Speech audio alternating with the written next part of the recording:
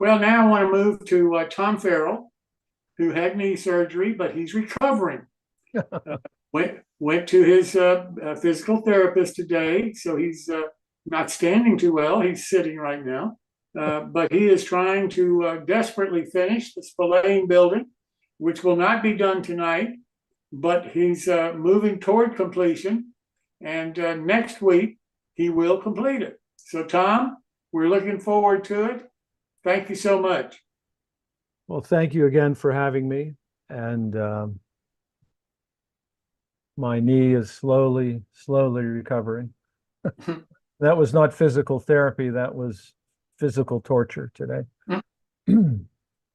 So this is part 4 of the Mickey Spillane Watch Me Build New Tracks modeling feature.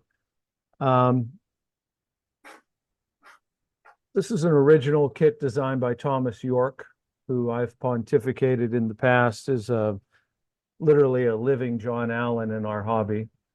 And he doesn't make kits, he makes pieces of art. I'm going to talk about that a little bit later here. Our sponsor for this program this evening is Frenchman River Model Works. They exclusively are making the Tom Yorke Mickey Spillane Building, the 50th anniversary kit of Tom Yorke. And they offer HO, S-scale, On30, and 1/24th building kits, boat kits, detail parts, figurines, vehicle kits. Regarding the O-scale building kits from Tom Yorke, I counted 46 in all that they have on their website. And I have personally built a 34-foot lobster boat. We did a video on that. A multi-scale rusted hull that's featured in my Shantytown feature on my railroad. And I built a wooden fishing boat. They're excellent resin kit models. Now, I used to say that the art in resin kits is in the finishing of them. That's still true, but I've changed my mind on kits. As most of you know, I'm Mr. Scratch Builder. There's no way I could scratch build this model. This is truly a museum piece. That's the quality that we're talking about here. And I'm on part 4 here. And I think by part 5, I should finish it. But it takes, I mean, it's an expensive kit relatively compared to other kits in the marketplace. But I assure you there's a value here. If you finish this kit and take your time and finish it properly, you literally have a museum piece on your hands. It is a marvelous kit. So this is part 4. And this is where I left off last week. This is the first floor. I've painted the inside black, just with an acrylic inexpensive paint. And with the wood they provided, I'm putting in the flooring. So when you look down through the second floor into the first floor, or vice versa, from the first floor to the second floor, you won't see through the building. So they provide a cardboard for this purpose. I'm not a big fan of cardboard. So I took a piece of 020 styrene and I put 2 pieces in here. I super glued this in place, and then I cut this piece to the right here, and I super glued it in place. And then I ran a bit of solvent, styrene solvent cement on this gap here to fuse these 2 pieces together. And then I painted it with that acrylic flat black. This wall here is just test fit for the photograph. It's not in place. So this effectively gives you a visual block from one floor to the other. I chose to use styrene. Probably would have been fine to use the cardboard provided. Next, these are the pillars on the outside of the front door. They're magnified here about 5 times. I sprayed them with a spray bomb of just this hunter green. And that, well, first I sprayed them with a primer, Tamiya light primer. Then I sprayed them with this green. Then I hit them with this acrylic gold. I want this to have a little bit of a Art Deco look to it. And this is the front of the building. So if you recall, I chose to model this in Indiana limestone, which is a buff color. This is the red brick on the side. And we always say in the limestone industry that limestone is the perfect complement to brick, and they are complementary colors here. This is the front door, and the pillars go right there. So it's sort of like an Art Deco look. And I highlighted the year here in white just to provide a little accent, 1891. All this lint and stuff, when I'm all done with the model, I'll go back with a Q-tip and some alcohol and I'll clean all these windows. So all through this tonight's presentation, there's dust and debris on the windows. Pay no mind to that. That'll go away. But you can see I'm modeling mine with relatively light weathering.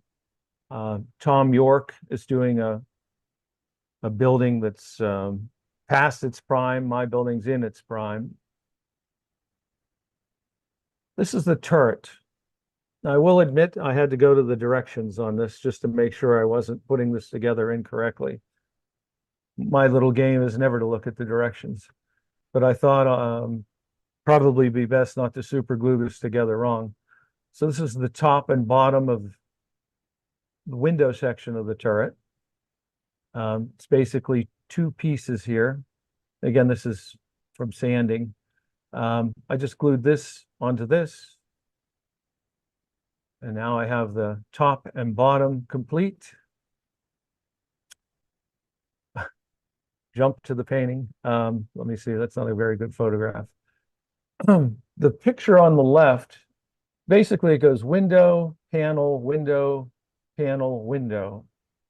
And this is what held me up this week. I don't know if it was me, but I didn't exactly get the greatest fit with all this stuff.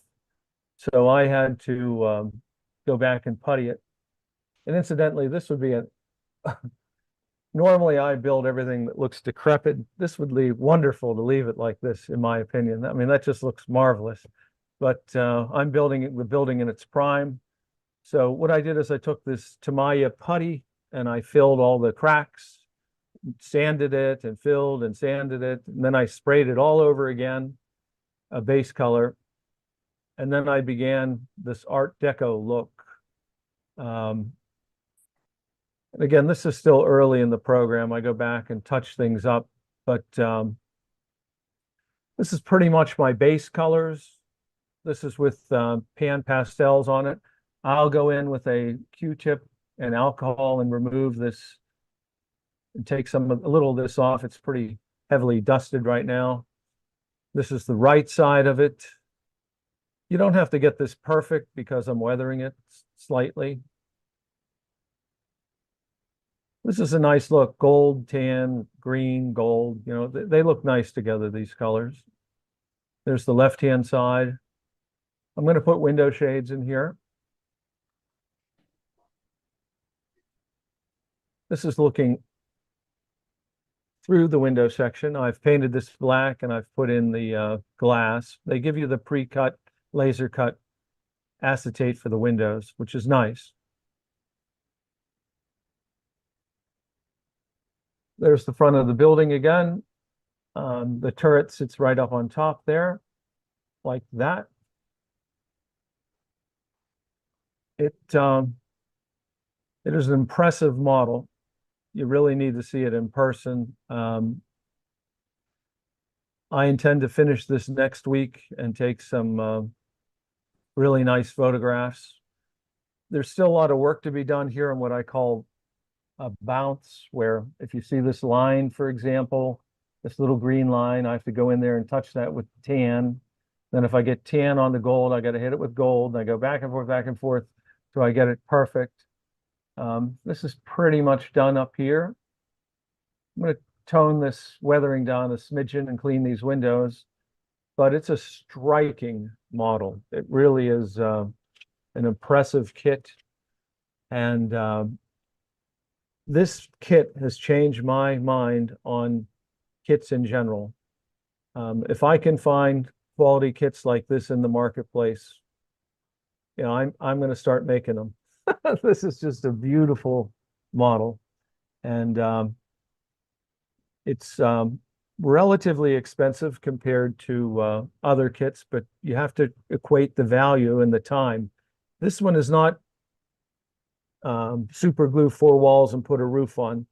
There are a lot of pieces on this. There's a lot of different materials. There's resin materials. There's 3D printed plastic materials. There's wood. There's just all kinds of finish components, detail parts that come with this kit. It'll basically be a challenge to get this done by next week, but that's my goal. Another side view. I'm going to put similar window frames up here. A window goes here and a balcony, and they provide decals for these bricks. You'll see it turns out to be quite a model. It's the back. One of the sides. I mean, take a moment and look at that brickwork, which was hand carved by Thomas Yorke. That's like a mosaic. It's like a painting. I mean, it's just phenomenal work. I chose this to be limestone here, but it's a stone.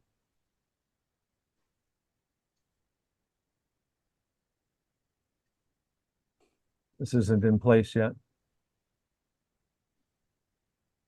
So we intend to finish this next week, or I should get the date correctly. And thank you for your time, or thank you for watching this evening. Yeah. Any questions? Tom, what's the footprint size on that? It's approximately 8-9 inches wide by a foot long, approximately. That's a good sized building, and it takes up a lot of space. Yeah, I'll get you the exact measurements next time I'll do a footprint, but so I say it's deceiving. It's not a shake the box kit. There's a lot to this, a lot of components, a lot of different materials. So in addition to the assembly, the art is in the painting, and I'm liking what I see so far. It's going to be a nice addition to my rustic buff and old Gothic railroad. You mean you're gonna put a kit on that scratch built layout? I know it's sacrilegious, but I'm going to do it. 2 comments.